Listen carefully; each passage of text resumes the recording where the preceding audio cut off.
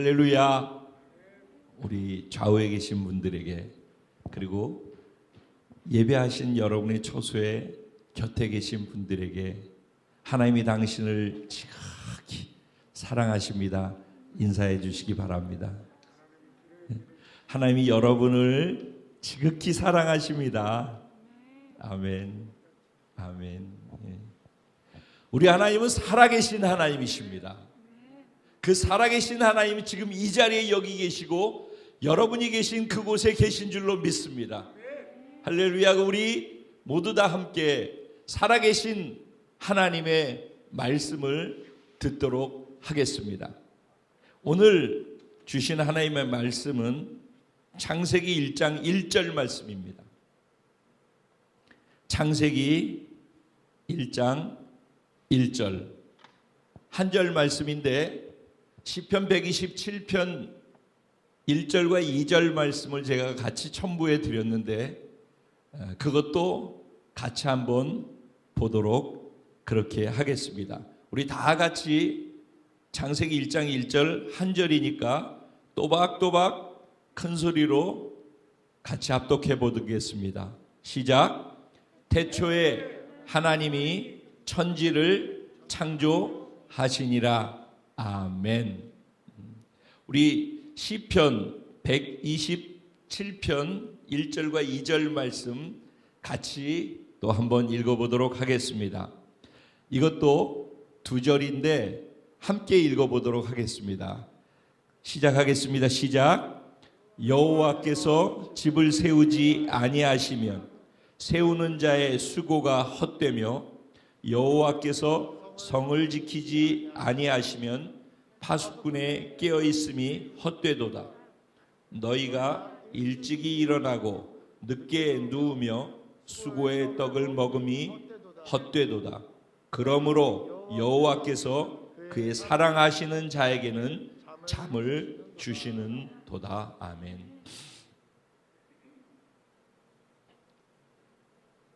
오늘 이 본문 말씀 가지고 하나님을 삶의 기준과 머리로 두고 살아가는 최고로 복된 자가 바로 저요, 여러분입니다. 이런 제목으로 주신 은혜를 나누어 보려고 합니다. 올 한 해 신년이 새롭게 시작되어지는데 이 신년의 기초를 하나님을 기준과 머리로 두고 한 해를 살아가는 그런 은혜와 축복이 저와 여러분에게 넘치게 임하시게 되기를 주님의 이름으로 축원합니다. 아멘. 새해가 돼서 이제 다시 365일이 우리에게 주어졌어요. 기억나십니까? 벌써 3일절 카운트다운 10, 9, 8, 7 그리고 1, 0 할렐루야 이렇게 했어요. 그렇죠? 기억나시죠?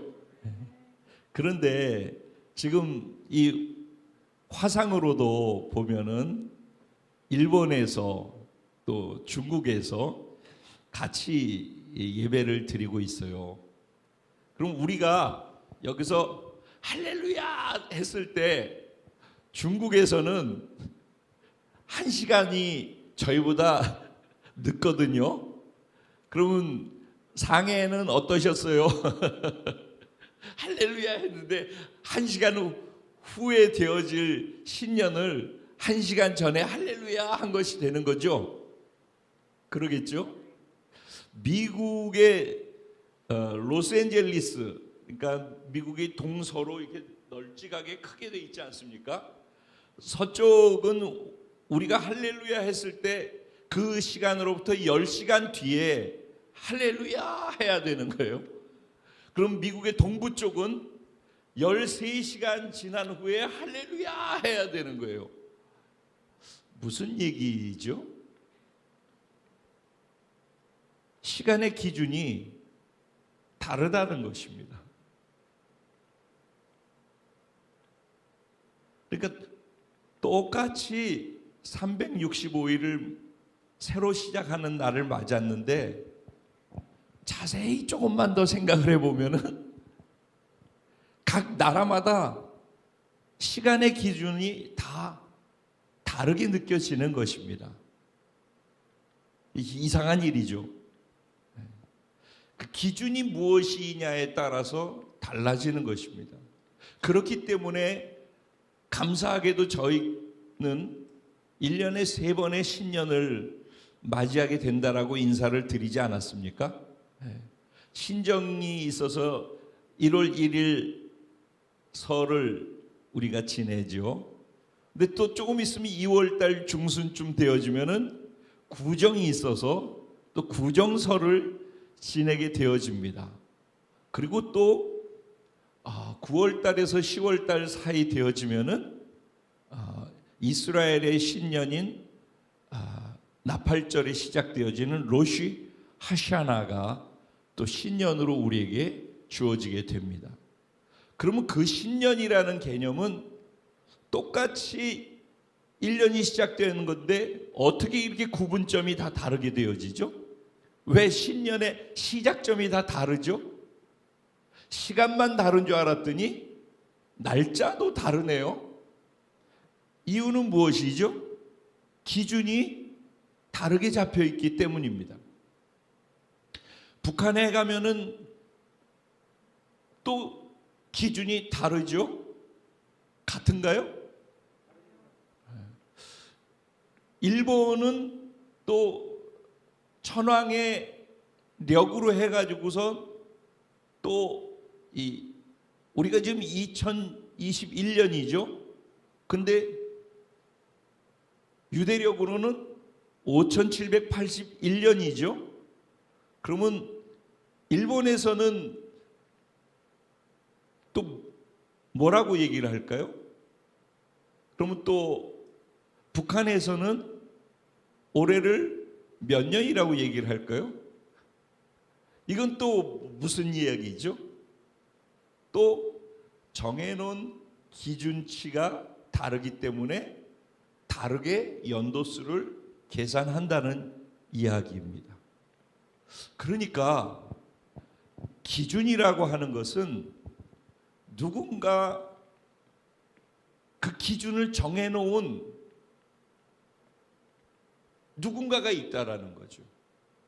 그리고 정해놓은 기준의 누군가에 의해서 그 기준이 정해지면은 그 누군가 밑에 있는 모든 사람들은 그것을 기준으로 해서 움직이게 된다는 것입니다. 그리고 나중에는 당연한 것이 되기 때문에 거기에 의문 부호를 붙이지 않게 되어집니다. 당연한 것이니까요. 우리 2021년 새해를 맞는 거, 송구영신 예배 드리는 거, 그거를 당연하게 생각하지, 날짜가 틀렸어요, 시간이 틀렸어요, 이런 생각하면서 의심하면서 이걸 하지 않지 않습니까? 그거는 당연하기 때문에 그런 것입니다. 왜 당연하다고 생각하는가? 그것이 기준이 있기 때문에 그런 것입니다. 기준이라는 것은 이런 것입니다. 그러니까 우리는 그걸 생각을 안 하고 그냥 사는 거예요. 근데 기준이라는 것은 이렇게 중요하다는 것입니다. 사람마다 사실은 기준이 다 기본적으로 다릅니다. 큰 기준은 정해 있겠지만 개인적으로 무엇이 옳다 그르다라는 기준도 사실은 다 다릅니다. 이것은 마저 틀렸다라고 동의하는 기준도 다 다르다는 것입니다.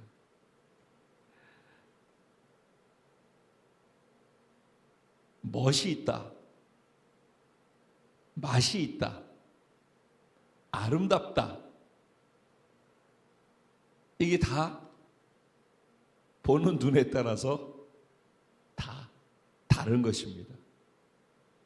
옛날 사람들이 볼 때 우리가 입는 옷이 어떻게 느껴질 수 있을지 모르겠습니다. 또 우리 나이에 있는 사람이 예를 들어 젊은이들이 힙합을 한다라고 하는 그 힙합 옷을 입는다? 그 모습이 멋있다라고 느껴지는 않을 것 같아요. 근데 젊은이들 그쪽 계통에서 또 보는 모습으로는 그게 멋있어 보이는 것입니다. 그것도 다 기준이 다르죠. 세상은 각자 자기가 생각하고 있는 기준에 의해서 움직여지고 있습니다. 그래서 부부끼리도 한 집에서 기준이 다르기 때문에 아무것도 아닌 것 같고 사실 다툼과 싸움이 일어납니다. 근데 별거 아니거든요. 저도 그랬어요. 이건 늘 하는 얘기이고 얘기하다 보면은 이 말이 꼭 나오거든요. 어디에서나 화장실 변기 사용하는 거, 남성이 변기 사용하는 것과 여성이 변기 사용하는 것도 다르게 느껴지죠. 치약을 짜는 것도 다르게 짭니다. 저희 집의 대부분은 쿡 눌러서 짜는데 저는 밑에서부터 짜는 스타일이에요.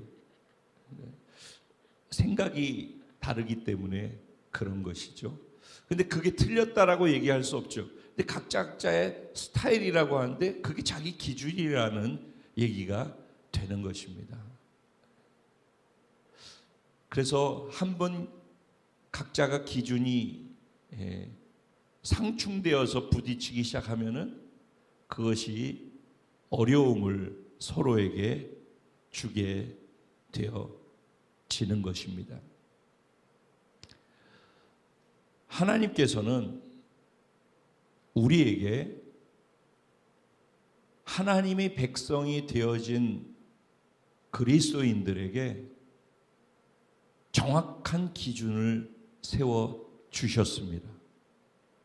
그리고 지금까지 우리가 알던 기준과는 전혀 다르게 하나님이 세운 기준 안에서 우리 모두가 그 기준에 맞추어서 익숙하게 살아가게 되기를 바라고 계십니다.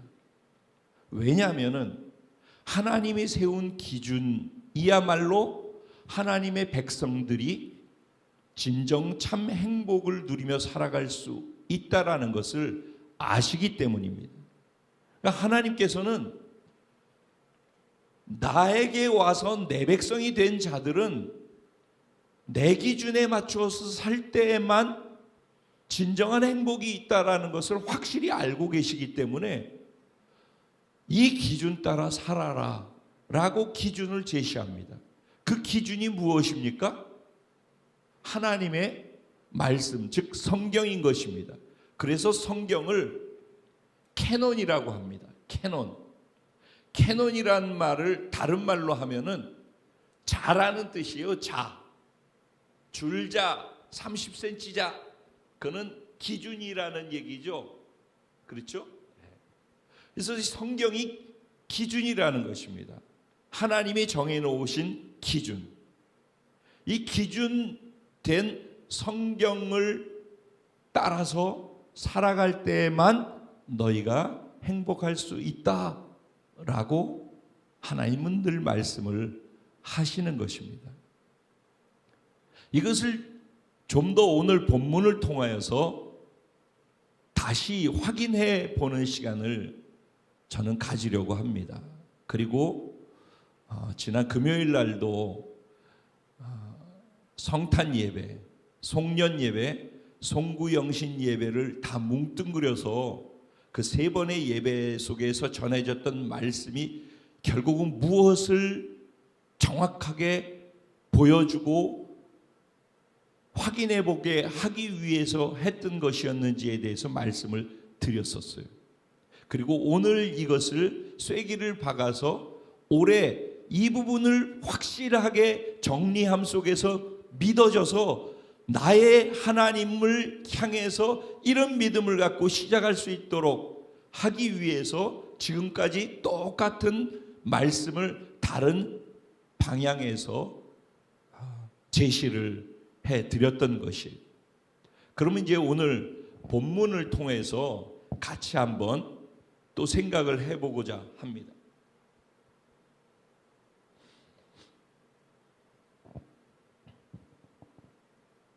태초에 하나님이 천지를 창조하시니라. 제일 처음에, 재작년에도 제가 이 말씀을 가지고 1절에서 5절까지의 말씀을 갖고 제가 말씀을 전했어요. 새해를 희망과 좋음으로 가득 채우는 삶을 사는 자가 바로 당신입니다. 이런 제목이었던 것으로 기억을 해요. 오늘은 그때 나눴던 내용하고 연결해서 다시 한번 확인해 보면서 더 정확하게 한 부분을 짚으려고 해요. 오늘 강조하려고 하는 것은 이것입니다. 하나님이 태초에, 처음에, 이 태초라고 하는 말은 한 번 더 확인을 해 드릴게요. 여러분, 영원이라고 하는 단어를 우리가 이해할 수 있나요? 우리가 이해할 수가 없는 거예요. 그건 무한에 속한 것이기 때문에 우리가 이해하려고 하더라도 유한한 우리가 이해할 수 없는 영역이에요, 사실은. 그 영원하신 하나님께서 태초에 그 영원의 어느 시점에 천지 만물을 말씀으로 창조하셨대요. 그래서 빛이 있으라 하매 빛이 있어지는 그 순간, 궁창이 있으라 해서 궁창이 있어지는 그 순간, 천지 만물이 지어지는 그 순간, 그때의 태초예요. 그러니까 이 태초라고 하는 이 순간은 시간이 처음 시작되어지는 태초예요. 그 이전에는 시간의 개념이 없었어요. 그리고 공간의 개념이 없었어요. 영원이라는 것은 시간의 개념이나 공간의 개념이 없는 것이 영원이에요. 그 영원이라고 하는 것 안에서 어느 순간 하나님이 말씀하시면서 빛이 생기고 사물이 생겨나게 되어지는 순간, 시간과 공간이라고 하는 이 차원이 생겨나게 되어졌는데, 그 차원이 시작되는 그 시발점, 그 시작점이 태초예요. 오늘 이 단어의 의미이기도 해요. 태초에, 그렇게 태초에 그런 시간과 공간이라고, 영원 속에서 시간과 공간이라고 하는 것이 딱 만들어지는 그 시작점을 누가 만들었다? 하나님이 천지를 만드셨다라는 거예요. 이거를 이해를 해야 돼요. 그러니까는 하나님은 아무것도 없는 그 영원 속에서 스스로 존재하고 계신 분이에요. 그게 우리 하나님이에요. 그 하나님이 시간과 공간이라고 하는 것을 만드시면서 그 안에 사물을 만드셨다라는 거예요. 그게 하나님이라는 거예요. 그러니까 하나님은 스스로 뭐라고 그래요? 내가 모든 것을 다 만들었다 라고 선언하고 있는 거예요. 이건 진화다, 빅뱅론이다, 이건 다 그냥 설이고, 이거는 선언인 거예요.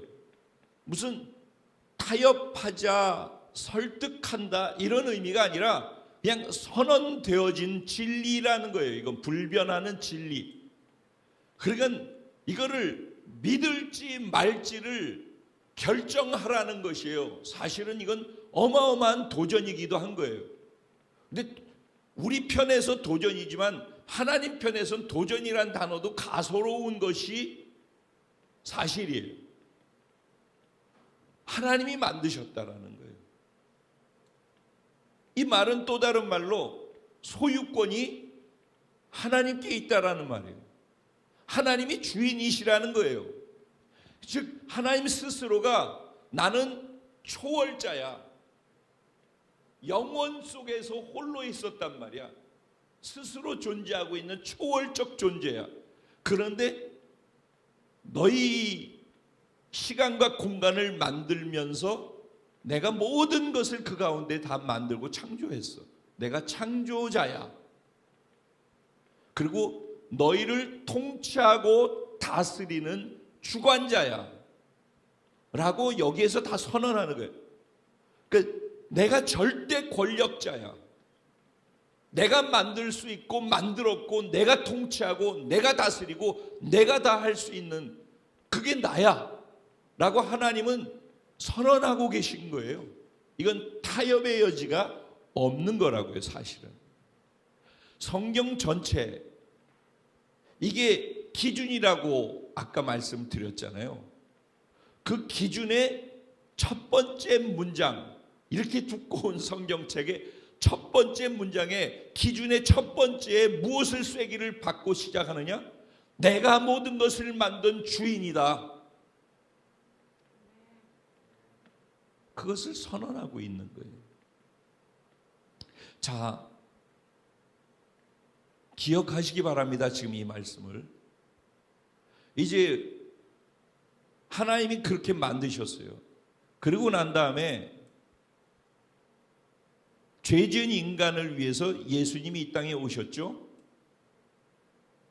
그리고 십자가에 못 박혀 죽으시고 부활하셔서 우리가 그 사실을 믿음으로 받아들이게 되어지면 그걸 뭐라고 해요? 구원이라고 얘기를 해요. 그 구원을 제2의 창조 사건이라고 이야기를 하기도 해요. 똑같은 창조와 똑같은 일들을 소우주인 우리 인간 안에서 행하셨기 때문에 그래요. 공허하고 혼돈하고 흑암이 깊음 위에 있었어요. 아무것도 만들어지기 전에.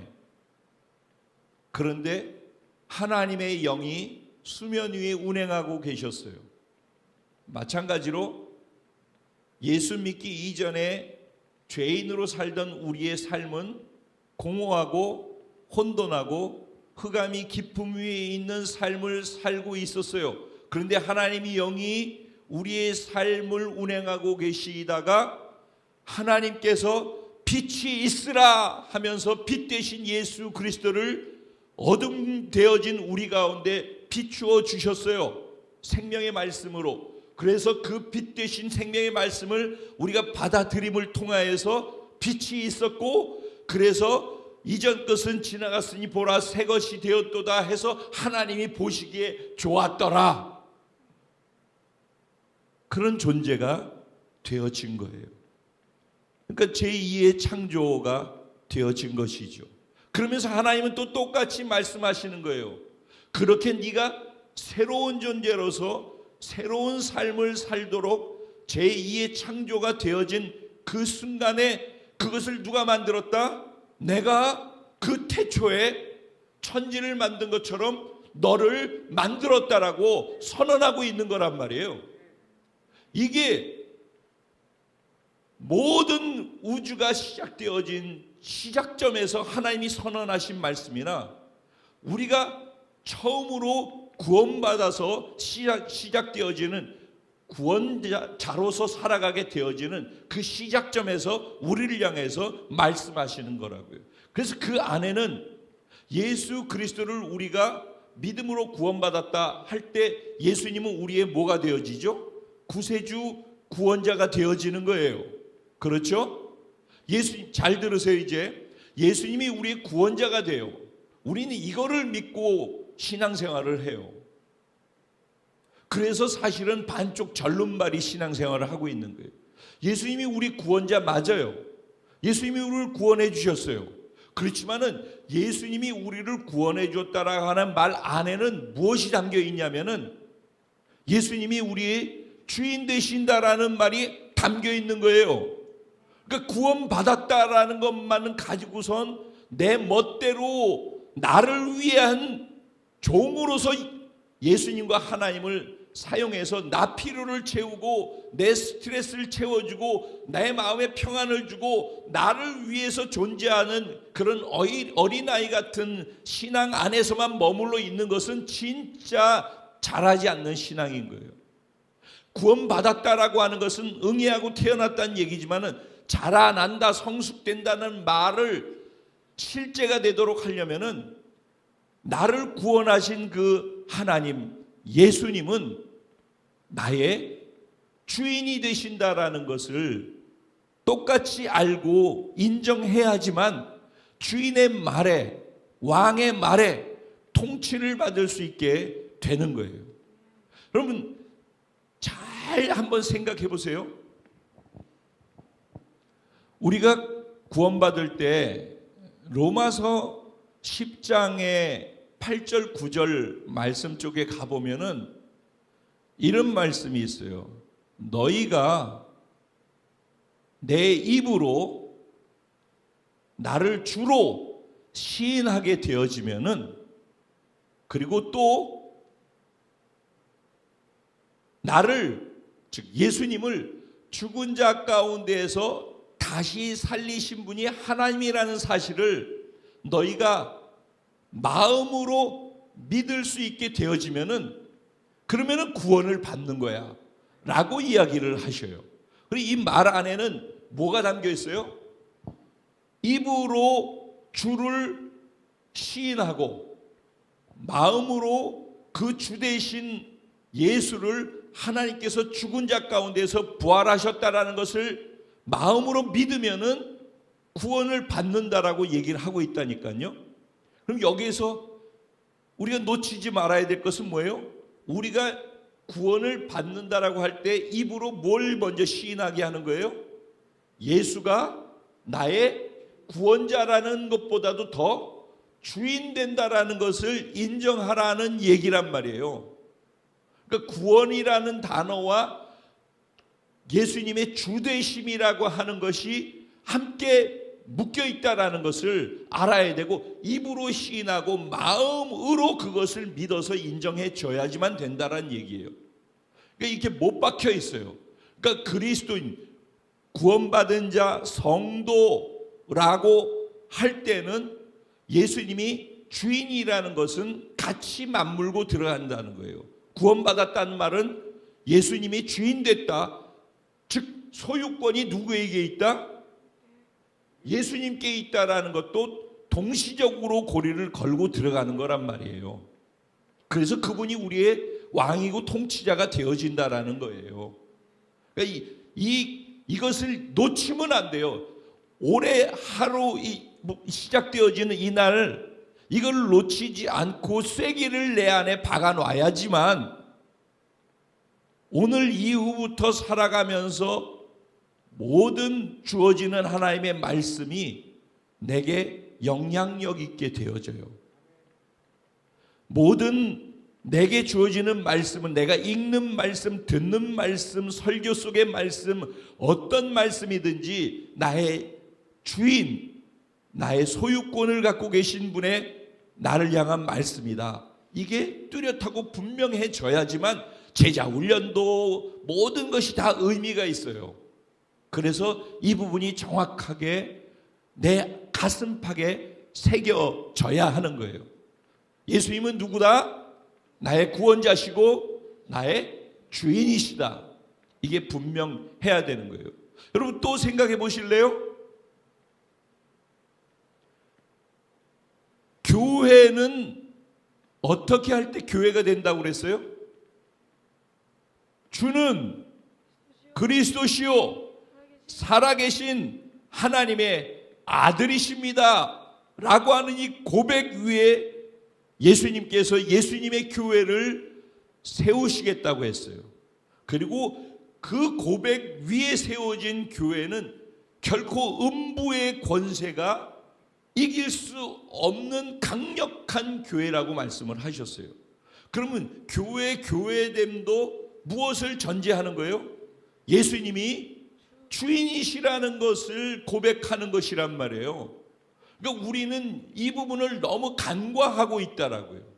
그러니까 하나님의 말씀을 경외함으로 가기가 어려웠던 이유가 구원자로만 받아들이고 나 필요를 채워주시는 분으로만 거꾸로 인식하고 있지, 사실은 내가 그분을 따라가야 되는 거예요. 내가 그분의 말씀을 따라가야 되고 그분이 나의 기준이 되어야 되지, 내 기준에 그분이 맞춰주는 것이 신앙생활이 아니라고요. 이게 분명해져야 되는 거예요. 지금 계속해서 무엇을 얘기하고 있어요? 하나님이 창조주이시고 우리의 주인이시다라는 것, 우리의 통치자라는 것, 예수님이 우리의 구원자이시고 우리의 주인이시고 통치자라는 것, 소유권을 하나님과 예수님께서 가지고 계시다라는 것, 그것을 선언하고 있다라는 거예요. 이건 선포되어진 진리라고, 이거는 타협할 수 있는 내용이 아니라고요. 이거를 받아들일지 말지를 결정하는 게 구원을 받은 사람들 앞에 놓여진 숙제란 말이에요. 이게 기준이에요. 이 기준되어지는 첫 번째 이 걸음에서 여기에 대한 정확한 답이 나와야지만 그 다음에 모든 것들이 풀어지는 거예요. 이 답을 내가 하나님 앞에서 진정으로 고백할 수 있어야지, 그리고 삶으로 그 고백을 이어갈 수 있어야지 진짜 하나님이 주시는 참 행복을 이 땅에서 누리며 살아갈 수가 있는 거예요. 그게 오늘 제가 쭉 할 얘기예요. 그러면은 창세기 1장 1절 태초에 하나님이 천지를 창조하시니라 할 때 또 지금 한 문장을 갖고 얘기를 했잖아요. 그러면 한 첫 단어를, 첫 단어가 또 있잖아요. 태초에, 히브리어로는 베레시트라고 하는 단어예요. 이 베레시트라고 하는 베이트하고 레시트 이렇게 한 것이 합쳐져서 되어졌다고 해요. 그런데 그 베레시트의 히브리 어원으로 찾아 들어가면은 그 어원의 뜻이 무엇이냐면 로시라고 하는 발음으로 나오는데 그게 머리라는 뜻이에요. 오늘 공교롭게도 이스라엘의 차서웅 선교사님께서 우리에게 보내준 아가서의 말씀에도 너의 머리는 갈멜산 같구나 라는 아가서 7장 5절 말씀을 강해를 해 주셨어요. 거기에서도 내용을 보게 되면은 그 머리를 로시라고 얘기를 해요. 로시. 그런데 그 로시의 갈멜산, 즉 기름짐, 풍요로움 이런 의미, 즉 성령이 머리에 우리의 생각에 임하면은 그러면은 기름짐과 풍성함이 우리에게 주어진다는 얘기예요. 성령의 불이 우리 머리를 장악해서 성령이 말씀이 우리 머리를 장악해서 주인 되도록 할 때 우리 삶의 기름짐이 풍요로움이 넘친다. 자, 베레시트의 레시트 그 원어의 어원으로 들어가면 뭐라고요? 로시라는 뜻, 머리라는 뜻이라고 그랬어요. 그렇죠? 그러면은 이거를 또 베레시트를 히브리어는 이 글자의 알파벳 하나하나마다 기호가 있고 뜻이 있는 거는 들으셨죠? 네. 베레시트라고 하는 것을 그 글자 하나하나를 다 나열해 놓고 그 글자마다 다 뜻을 다 붙이잖아요. 그러면 어떤 뜻이 되어지면은 빛 하면 이 집이라는 뜻, 집, 국가, 건물, 성전 이런 뜻이 있어요. 이런 뜻이. 그리고 머리, 기초, 시작, 근본, 근원 이런 뜻이 있어요. 그러면은 이걸 다 연결을 하게 되면은 어떻게 되냐면은 집의 머리인 태초에라는 단어를 풀이를 하는 거예요. 지금 집의 머리인 하나님께서 천지를 만드셨다는 말이 되어지는 거예요.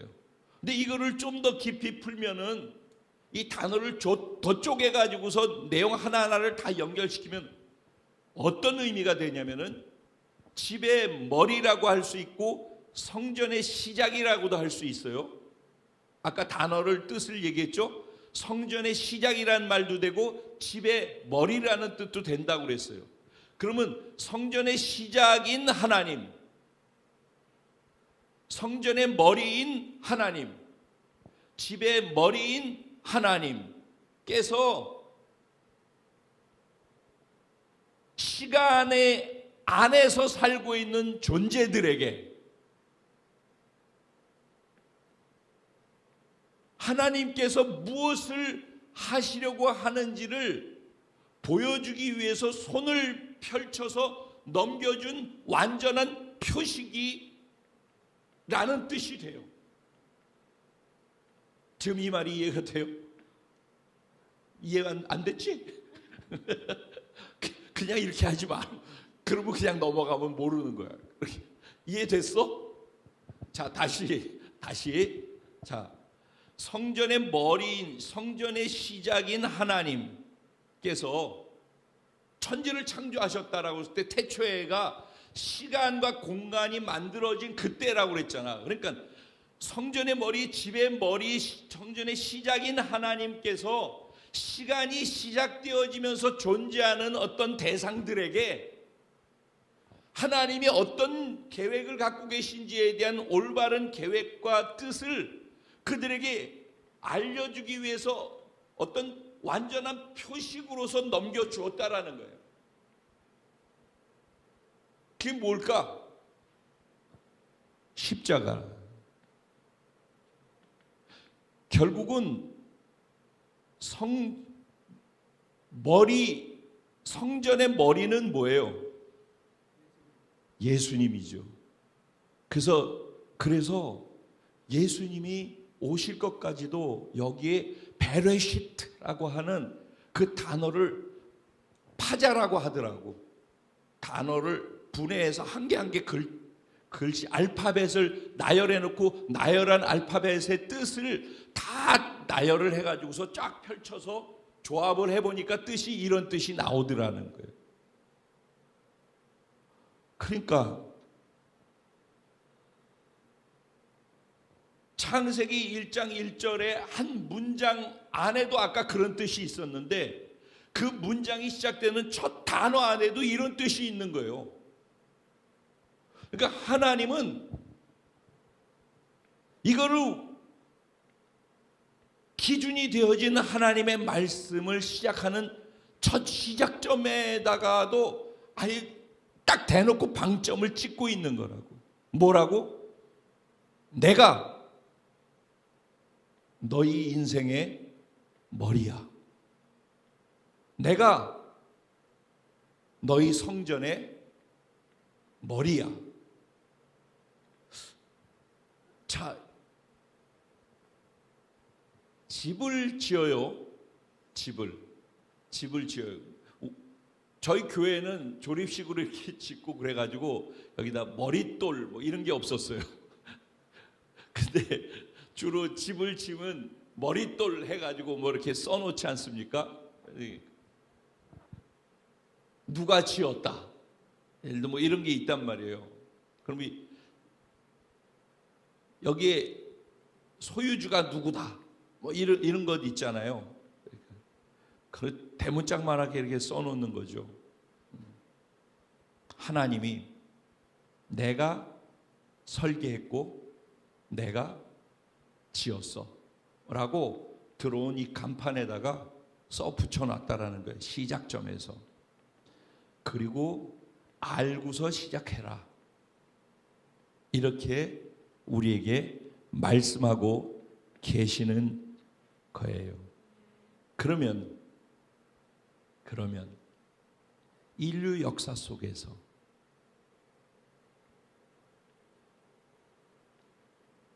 모든 전쟁은, 지금까지 모든 갈등은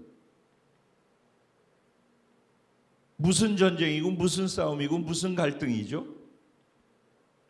누가 머리인가? 그래서 누가 머리가 돼서 누가 기준점을 누가 세울 것인가를 가지고 싸우는 거예요.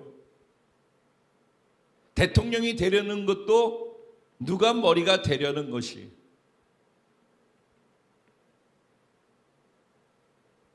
한 지역에서도 누가 재패를 하느냐? 주먹을 쓴 사람은 나와바리라고.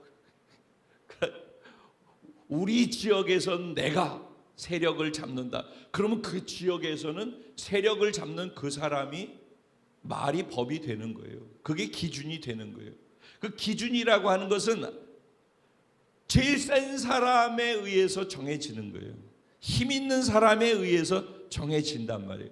그러니까 그 기준을 잡기 위해서 힘 있는 사람이 되려고 하고 힘 있는 자의 자리에 앉기를 원하는 거란 말이에요.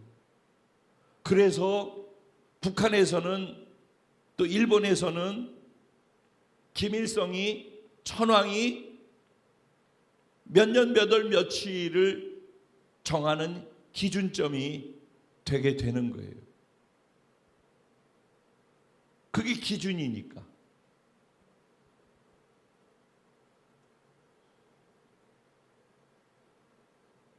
세상 기준을 잡고 가는 제국의 황제들, 그게 세상이에요. 소우주인 내 안에도 그래서 나의 기준이 있는 거예요. 적어도 내 밖에는 다른 어떤 영향을 받고 따라야 되기 때문에 내가 마음에 불편해도 따르고 있지만은 적어도 내 머릿속에 있는 내 세상 속에서는 내 기준을 갖고 내가 사는 거예요. 내가 왕으로 있는 게, 그걸 자아라고 하는 거예요. 그래서 나의 자아 속에서는 누가 왕이고 누가 기준이에요? 내가 왕이고 내가 기준인 거예요. 그러다가 나보다 더 센 세상의 시스템이나 구조나 어떤 사람을 만나게 되어지면은 그 구조 안에 들어가고 그 시스템 안에 들어가 가지고 그 국가 안에서 그 기준을 따라서 살면서 내가 할 수 있는 영역 안에서는 나의 기준을 갖고 사는 것이에요. 그러니까 지금은 우리는 적은 속에서는 나의 기준을 갖고 살고 있고, 좀 더 크게 보면은 국가라든가 어떤 사회적 시스템에 의해 가지고 그 기준 안에서 살아가고 있는 거예요. 그런 우리를 향하여서 하나님께서는 내가 이제부터 너의 기준이 될 거야. 내가 기준점이라니까. 내가 너희의 머리가 될 거야. 너희가 예수를 믿어 구원받아서 너희 몸이 성전이 되었다면은 내가 너희 몸의 성전 안에 머리가 될 거야. 시작점이 될 거란 말이야. 이것을 너희가 받아들일 수 있겠니? 라고 우리에게 질문을 던지시는 거예요. 사실 질문이라기보다는 선포고 선언이죠. 선택해서 결정하라는 거예요. 이 결정에 내가 아멘 그렇게 따르겠습니다라고 했으면 그게 진짜가 돼야지만 그때부터 하나님의 말씀을 기준 삼아서 살려고 해서 사라지는 부분들만큼씩의 내 삶에 하나님께서 계획해 놓으신 완전한 선과 좋으심이 실제로 풀어지는 거예요. 근데 그게 안 되면은 하나님은 완벽하시잖아요. 완전한 최고의 걸작품으로서의 설계를 해 놓으시고 우리에게 기준을 주셨단 말이에요. 그런데 우리 생각에 그렇지 않을 거라고 생각하기 때문에 자꾸 다른 기준을 따라서 움직이니까 충돌을 하는 거란 말이죠. 그래서 절망하기 때문에 예수를 선택하고 하나님을 선택하고 기준을 바꾼 거란 말이에요. 그런데 이쪽으로 넘어오고 난 다음에 기준을 하나님의 기준 따라 살지 아니하고 예전에 했던 시스템 방식 안에서의 기준 안에서 내가 자꾸 그걸 따라가면서 교회 생활하던 것을 갖고 예수를 믿는 거라고 생각을 한단 말이죠. 그리고선 내가 하나님이 약속하신 대로 잘 될 거라고 착각을 한단 말이죠. 그 안에 얼마나 커다란 오류가 발생하는지는 생각지 않는단 말이죠. 그러니까 우리가 단순해져야 된다고, 이런 면에 있어서는. 하나님은 우리의 주인 되셔요. 우리의 구원자 되시고, 그리고 우리의 통치자 되시고, 우리에게 기준을 정확하게 세워주셨어요. 우리가 살 길은, 우리가 행복할 수 있는 유일한 길은 하나님의 말씀을 기준 삼아 그 말씀대로 살아가는 것이에요. 여기에 흔들림이 없어야지 내 삶에 참 행복의 흔들림이 없어지는 거예요. 그래서 오늘 두 번째 말씀해 드린 시편 127편도 그래서 똑같은 이 말씀을 하고 있는 거예요. 뭐라고 얘기를 하고 있어요? 여호와께서, 주어가 창세기 1장 1절에서도 뭐였어요? 태초에 하나님이 주어였죠. 지금 시편 127편의 1절 2절도 어떻게 해요? 여호와께서가 주어예요. 하나님께서 집을 세우지 아니하시면은, 하나님께서 집의 머리가 되시지 않으면은, 아까 베르시트 얘기한 거 똑같죠? 하나님께서 집의 머리가 되어지시지 않으면은, 하나님께서 집의 머리로 들어가시지 않으면은 세우는 자의 수고가 헛되대요. 하나님께서 성을 지켜주시지 않으면은 성을 지키는 파수꾼의 수고하는 모든 것이 허사가 되고 헛되대요. 우리가 잘 살고 평안하기 위해서 아침에 일찍 일어나고 늦게 누워 하루 종일 일하느라고, 그리고 수고의 떡을 먹는 그것이 헛되다라고 얘기를 해요. 수고.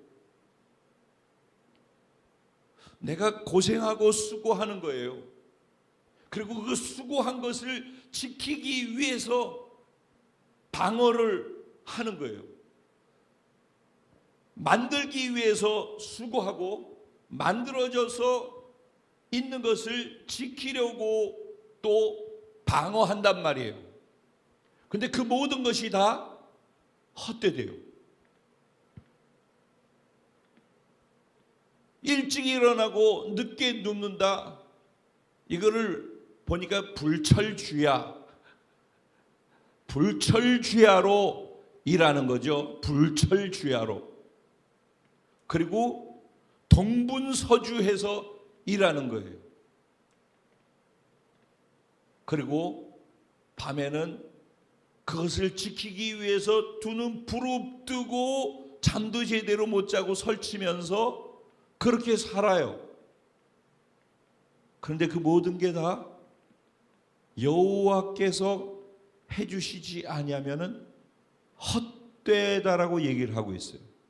여기 헛되다라는 것을 히브리 원어로 보니까 샤브라고 돼 있어요. 그 뜻은 우상을 섬긴다라는 의미가 돼요. 즉 하나님 빼고선 내가 최선을 다하게 성실하게 열심히 집을 세우고 그리고 그것을 지키기 위해서 밤도 잠을 설쳐가면서 눈을 부릅뜨고 원수가 와서 적이 와서 내가 고생해가지고 모아놓은 것들을 빼앗아 갈까봐 지켜서 있어도 헛되대요. 그 행위 자체가 뭐라고 그래요? 그게 바로 우상숭배라고 이야기를 하고 있는 거예요. 그런데 여호와를 의지하는 자는, 하나님이 사랑하는 자는, 여호와를 통하여서 머리로 두고 여호와께서 내 삶을 살아가시게 하는 자는 여호와께서 잠을 주신대요. 잠을. 이 잠 뭐예요? 평안, 안식이라는 뜻인데 새 표준 번역 성경에 보면은 이것을 뭐라고 해요? 내가 진실로 사랑하는 자에게는 사랑하는 자가 자는 동안에도 복을 허락해 준다라는 뜻으로 번역을 해 놓았어요. 그러니까 여호와를 의지하며 살아가는 사람은, 여호와를 머리에 두고 살아가는 사람은 자는데도 복이 임한대. 할렐루야. 이런 은혜가 여러분 개개인들 삶 속에 올 한 해 넘치게 임하게 되기를 바랍니다. 여러분의 가정에, 자녀에, 여러분이 섬기는 직장과 사업과 구역과 교회와 공동체에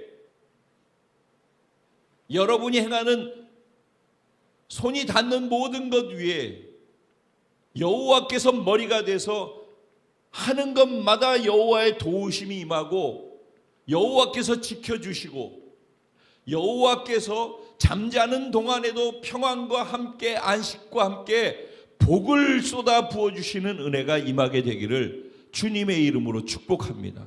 어떻게 하면 그렇게 된다고요? 그분을 머리로 두게 하라는 거예요. 그분이 나의 머리가 돼야 된다는 거예요.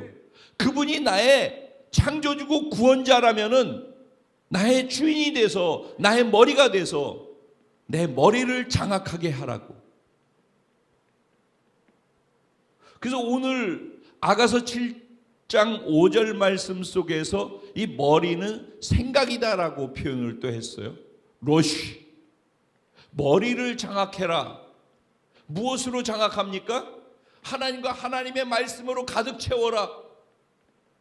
갈렙이 어떻게 했대요? 갈렙은 그들과 달랐다고 그랬죠? 뭐가 달랐어요? 똑같이 가나안 땅을 보고 왔는데 갈렙과 여호수아는 뭐가 달랐대요? 온전히 마음으로 따랐다고 그랬어요. 그것을 제가 뭐라고 설명을 했어요? 가득 채웠다라는 것을 얘기했어요. 마음에 하나님과 하나님의 말씀으로 가득 채웠다. 하나님이 가나안을 향하여서 가나안을 뭐라고 이스라엘 백성들에게 내가 너희에게 이 땅을 주었다라고 말씀하신 그 하나님의 말씀으로 갈렙과 여호수아는 가득 차 있었던 거예요. 그 말씀이 가득 차 있으니까 가나안 땅에 있는 여러 가지 것들이 별로 중요하게 작동하지 않는 거예요. 왜? 그의 생각 속에, 그의 마음 속에 하나님이 말씀하신 그 말씀이 가득 차 있으니까, 가득 차 있는 그 하나님의 말씀에 의해서 반응하고 그것에 의해서 말이 나간단 말이죠. 그래서 머리를 그분으로 두는 것, 머리를 그분이 장악하게 하는 것, 내 생각을 하나님의 말씀 기준으로 가득 채워놓는 것, 그것은 지혜 중에 지혜가 되는 거예요. 그래서 하나님의 말씀이 지혜라고 그랬잖아요. 지혜로운 하나님의 말씀을 내 생각과 내 마음 가득히 채워놓으면은 내 마음에 가득한 것이 내 입으로 나오는 거란 말이에요. 그래서 하나님의 말씀을 우리가 또 하나 잊지 말아야 될 것은, 하나님의 말씀을 지금 우리는 헬라식으로 공부를 하고 이 말씀을 자꾸 읽으려고 해요. 그리고 지식적으로 공부하려고 하는데 사실은 하나님의 말씀은 그렇게 접근하면 안 되고요. 이 말씀에 있는 하나님의 마음을 내 마음으로 만나야 돼요. 그 성경을 읽을 때 이 성경에 나와 있는 이 내용 속에서 하나님의 마음을 느껴야 돼요. 그리고 그 하나님의 마음을, 내 마음을 활짝 열고 내 안에 받아들여서 가득 채워야 되는 거예요. 지식을 가득 채우는 게 아니라 마음을 가득 채워야 되는 거예요. 그럴 때 사람이 그렇잖아요.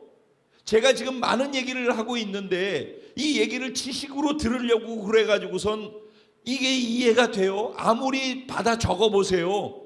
적는다고 해서 알 수 있는 게 아니에요. 지금 제가 이 똑같은 얘기를 다른 각도에서 계속 반복해서 얘기를 하고 있는 핵심이 뭔지를, 그거를 제 마음을, 이 간절한 저의 마음, 왜 신년에 이런 말씀을 이렇게 전하는지에 대한 이 마음을 여러분이 받아야지. 그래서 여러분의 마음 안에 둬야지. 그것이 여러분의 마음 가득히 차야지. 그래야지 하나님의 말씀을 기준 삼고 소중히 여기고 이 말씀에 내 인생을 걸고 올 한 해를 가보지 않겠습니까? 그 성경을 공부하듯이 책 읽듯이 읽는 것은 그것은 그렇게 큰 효과가 없는 거예요. 그러니까 마음을 알아야 되고 마음으로 받아야 되는 거예요. 인간관계도 마음이 전달돼야지. 아무리 얘기를 하고 내 얘기하는데, 아무리 내 진심으로 하는데 마음으로 받지 아니하면은 그 인간관계의 형성이 되나요? 내가 아무리 진심으로 얘기를 하는데 이 진심이 마음으로 와 닿지 않고 받아들여지지 않는다? 그럼 그 사람의 마음이 움직여지겠어요? 하나님의 말씀이 아무리 이렇게 많이 두껍게 써 있어도 이것을 지식으로 머리에 넣어놨는데 마음이 움직이지 않아요. 근데 나는, 하나님이 이렇다고 그러는데, 그런데 나는 안 그런 걸 어떻게 해? 내 마음이. 그러니까 하나님의 마음을 알아야지 내 마음이 동하죠. 마음이 동해야지 진짜가 나가죠.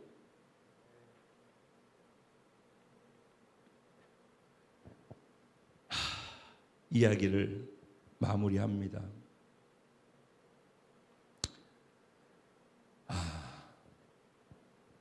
저는 정말 저와 우리 사랑하는 성도님들이 정말 하나님 안에서 잘 됐으면 좋겠습니다. 하나님은 불변하시는 분이셔요. 그분의 선하심과 좋으심도 불변하십니다. 우리를 향한 사랑도 불변하십니다. 그 사랑 안에서 모든 계획을 세워놓으시고 완전한 완벽한 계획 속에서 다 준비된 상황 속에서 1.1핵도 오차가 없는 상황 속에서 말씀하시는 거예요. 그분이 말씀하신다 할 때는 그런 상태에서 말씀하시는 거예요. 그러니까 우리의 기준이 된다고는 하나님의 말씀은 그냥 하나님의 말씀이 아니라 완전하고 완벽하신, 전지하시고 전능하신 하나님께서 그 완전하고 완벽한 계획 속에서 하나도 1.1핵도 변할 수 없고 무조건 그렇게 될 수밖에 없고 무조건 좋고 무조건 선할 수밖에 없는 것이 세팅되어짐 속에서 입술로 선포하시는 거란 말이에요. 그게 하나님의 말씀이라고. 하나님의 말씀은 빛이 있으라며 빛이 있었고 하나님 보시기에 좋았더라. 이게 우리 안에서도 통용되기를 원합니다. 하나님의 말씀은 나에게 하시는 말씀, 우리에게 기준이라고 선언하시면서 우리에게 쥐어준 이 성경 말씀은 이게 빛이 있으라 하는 말씀이에요. 근데 사물은 빛이 있으라면 그냥 빛이 있는데 우리는 우리 믿음의 선택을 요구하신단 말이에요. 내가 그것을 받아들이는 믿음이 선택으로 결정이 되어질 때에만 이 말씀이 내게 작동해서 빛으로 임하는 거예요. 빛이 어둠의 빛이 돼 어둠이 빛을 이기지 못하는 경우가 있지만은 어둠이 빛을 받아들이지 않는단 말이에요.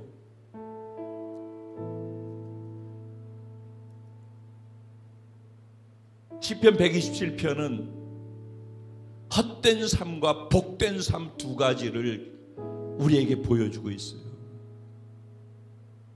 저는 하나님의 말씀이 언제나 우리의 삶의 빛이 되어서 우리의 순종을 통해서 빛이 실제로 드러남을 통해서 하나님 보시기에 좋았다라고 하는 그 좋음이 우리 삶을 덮기를 원합니다. 특별히 올해 계속 코로나로 인해서 어려움이 앞으로도 있을 것이고 우리의 삶에 또 어려움이 있을 거예요. 그럼에도 불구하고 하나님의 말씀을 기준 삼아 마음에 가득 두고 그 말을 그 어려움 속에서도 그대로 외칠 수 있고 희망을 외칠 수 있고 하나님의 좋으심과 선하심을 신뢰함 속에서 우리가 믿음으로 순종으로 나아가기만 한다면 그런 삶을 사는 사람들에게는 하나님의 올 한 해 하나님이 약속하신 약속의 말씀 그대로 그렇게 우리 가운데 친히 최고로 선으로 행해 주실 줄로 믿어요. 우리가 땀 흘리고 수고한 수고가 반드시 우리 그 결실과 보상을 먹게 될 줄로 믿습니다. 헛되지 않을 줄로 믿습니다. 우리 자녀들이 하나님 주신 그 은혜와 그 복 안에서 살게 되어질 줄로 믿습니다. 우리의 삶이 사회생활함 속에서 다른 사람들 앞에서 면전에서 수치를 결코 당한 일이 없도록 그렇게 우리를 지켜주시고 보호해 주실 줄로 믿습니다. 그 같은 은혜가 하나님을 삶의 기준과 머리로 두고 살아가는 저와 여러분에게 최고의 복으로 임하게 되시기를 주님의 이름으로 축원합니다. 오늘 이 말씀을 생각하면서 잠깐 하나님께 기도드리고 그리고 성찬을 대할 때 이 성찬이 오늘 이전까지 살았던 나의 삶과 기준을 다 무너뜨리고 죽여버리고 예수 그리스도의 생명에 접붙임 바 되어져서 진정 오늘 결단한 하나님의 말씀을 기준 두고 머리 두고 내가 내 머리에 가득 채워서 그것 안에서만 살겠다라고 결정하고 결단할 수 있는 그런 선택의 시간, 축복의 시간이 되게 해달라고 함께 기도했으면 좋겠습니다. 우리 주님의 이름을 간절히 한 번 부르고 같이 기도하며 나갑니다. 기도드리겠습니다. 주여